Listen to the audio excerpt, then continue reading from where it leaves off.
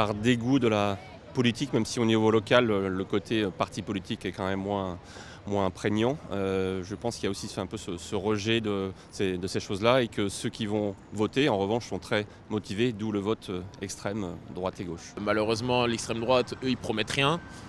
Mais Macron, il promet des choses qu'il ne fait pas. Donc à la fin, on ne sait pas qui voter. On peut voir par exemple un second tour entre LFI et le Rassemblement national.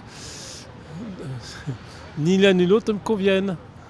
Mais bon, je ne suis qu'un votant parmi beaucoup d'autres.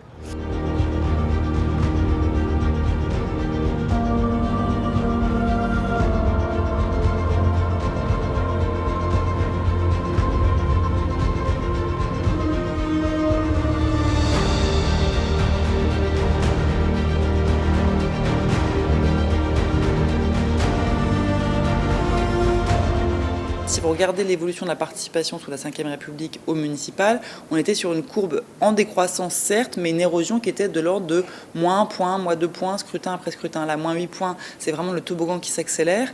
Et il y a plusieurs facteurs explicatifs. Donc il y a effectivement déjà la poursuite de la crise de confiance des Français dans les politiques qu'on observe depuis maintenant 30 ans. Elle se poursuit.